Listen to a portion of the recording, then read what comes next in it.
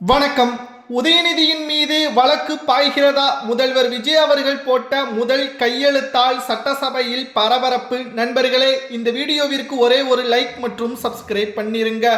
உதயநிதி அவர்கள் பல்வேறு அவதூறுகளை சட்டசபைக்கு கொண்டு வந்து முறைகேடுகளை வெட்ட வெளிச்சத்தில் கொண்டு வருவதற்கான ஏற்பாடுகளை அவரது சட்டப்பைகளில் வாயை திறங்க சிஎம் என்பதற்கேற்ப பேச்சுகளை சட்டைப்பையில் அணிந்து சட்டமன்றத்திற்குள் வர முயற்சிகளை மேற்கொண்டார். ஆனால் திமுக ஆட்சியில்தான் பல குற்றங்கள் பின்னணியில் திமுகவின் நிர்வாகிகள் இருந்ததாகவும் ஆட்சி அமைத்த 30 நாட்களிலேயே அனைத்தையும் ஒட்டுமொத்தமாக 100% களை எடுக்க முடியாது என்றும் திமுகவின் ஆட்சியில் யாரெல்லாம் தவறு செய்தார்கள், கடந்த ஆட்சியில் உதயநிதி அவர்களும் அவரது நண்பர்களும் என்னவெல்லாம் திட்டங்களை போட்டு தனியார் நிறுவனங்களிடம் இருந்து கமிஷன்களை பெற்றார்கள், காவல்துறை உயர் அதிகாரிகளை தனது கட்டுப்பாட்டில் வைத்து பல அசம்பாவிதங்களை செய்தார்கள் என்பதை எல்லாம் தற்பொழுது புதிதாக பொறுப்பேற்றுள்ள அமைச்சர்கள் அனைத்து ஆதாரங்களையும் சேகரித்து முதல்வரிடம் சமர்ப்பித்து கையெழுத்திட்டு ஆளுநரிடம் சமர்ப்பிக்க உள்ளதாகவும் இதன் மூலம் உதயநிதியின் மீது வழக்குகள் பாயலாம் என்ற தகவலும் தற்பொழுது கிடைக்கப்பெற்றுள்ளது.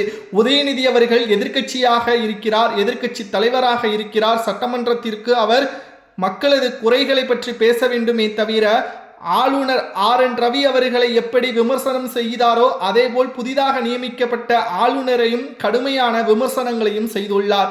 ஆளுநரை விமர்சனம் செய்வதில் இதில் என்ன ஒரு பயன் இருக்கிறது? தமிழக அரசு எழுதி கொடுத்ததை தான் ஆளுநர் வாசிப்பார். அது தாவேகாவின் ஆட்சியில் மட்டுமல்ல, கடந்த கால திமுகவின் ஆட்சியிலும் சரி, அதிமுகவின் ஆட்சியிலும் சரி. ஆனால் நீங்கள் தான் திமுகவின் பெருமைகளையும் கோபாலபுர தலைவர்களது பெருமைகளையும் அந்த அறிக்கையில் எழுதியிருந்தால் எப்படி ஆளுநர் அதை வாசிப்பார்? தமிழ்நாட்டின் மக்களுக்கு செய்த நலத்திட்ட உதவிகளை செய்திருந்தால் மக்கள் முன்னிலையில் ஆளுநர் அதை வாசித்திருப்பார்.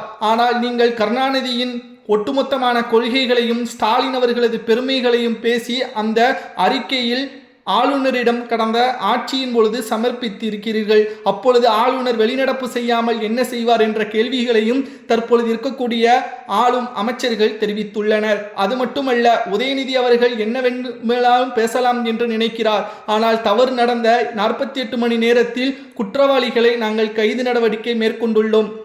ஆனால் திமுகவின் ஆட்சியில் அண்ணா பல்கலைக்கழக விவகாரத்தில் யார் அந்த சார் என்பது கிட்டத்தட்ட குற்றவாளியே நேரடியாக காவல்துறைக்கு வந்தபோது கூட அவரை விடுவிக்கக்கூடிய வகையில் தான் நீங்கள் செயல்பட்டீர்கள்.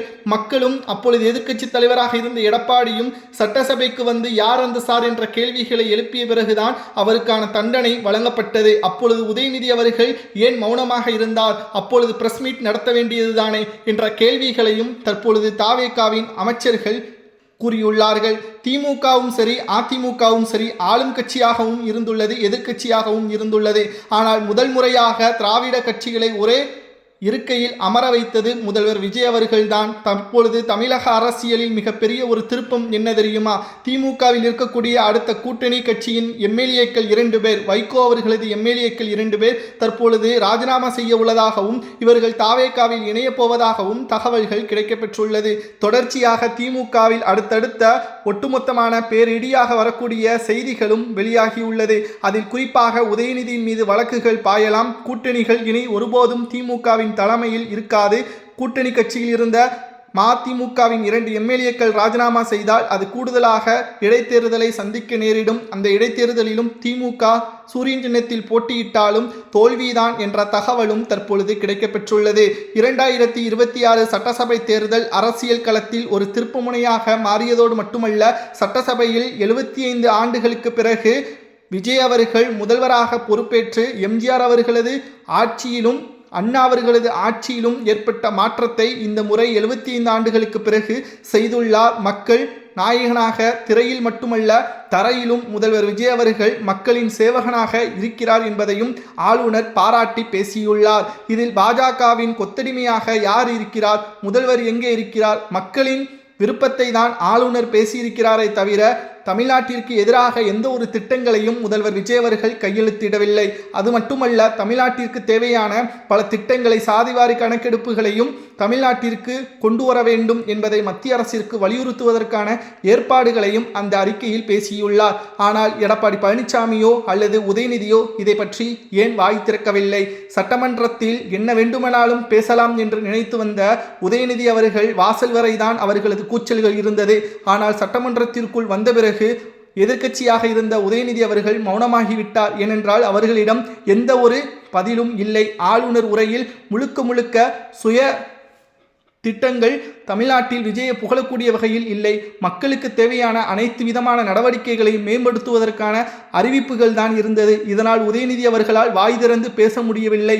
இருமொழிக் கொள்கை தமிழ்நாட்டில் தொடரும் என்று ஆளுநர் கூறியுள்ளார். சபாநாயகர் தற்பொழுது எந்த ஒரு அசம்பாவிதங்களிலும் ஈடுபடாமல் சட்டமன்றத்தை சிறப்பாகவும் நடத்தியுள்ளார். ஆனால் கடந்த கால திமுகவின் ஆட்சியில் பல்வேறு அசம்பாவிதங்களும் நடைபெற்றது. திமுகவின் கூட்டணிகள் தற்பொழுது சுக்குநூறாக உடைந்துவிட்டதோடு சட்டப்பேரவையில் தற்பொழுது புதிதாக நியமிக்கப்பட்ட அமைச்சர்களும் எம்எல்ஏக்களும் புதிதாக இளைஞர்களுக்கான ஏற்பாடுகளையும் செய்துள்ளனர். கடந்த கால திராவிட கட்சிகள் ஒரே இருக்கையில் அமர்ந்திருப்பதும், சட்டப்பேரவைக்கு வெளியே உதயநிதி அவர்கள் கண்ணீர் விட்டு கதறி அழுதாத குறைக்கு தன் மீது இருக்கக்கூடிய அனைத்து விதமான விமர்சனங்களுக்கு முற்றுப்புள்ளி வைப்பாரா என்று பார்த்தால் மீண்டும் முதல்வர் விஜய் அவர்கள் கோட் சூட் போடுகிறார். வீட்டிற்கு வந்து சாப்பிடாமல் நேரடியாக கேரியலை எடுத்து சாப்பிடுகிறார் என்று தனிப்பட்ட விஜய் அவர்களை தாக்குகின்ற உதயநிதி மக்களது பிரச்சனைகளை முன்வைத்தால் மட்டும்தான் விஜய் அவர்களை மக்கள் புறக்கணிப்பார்கள் அல்லது திமுக மீண்டும் ஆட்சிக்கு வரும். ஆனால் 30 நாட்களில் அனைத்தையும் சரி செய்ய முடியாது என்று மக்களுக்கு நன்றாக தெரிந்துவிட்டது.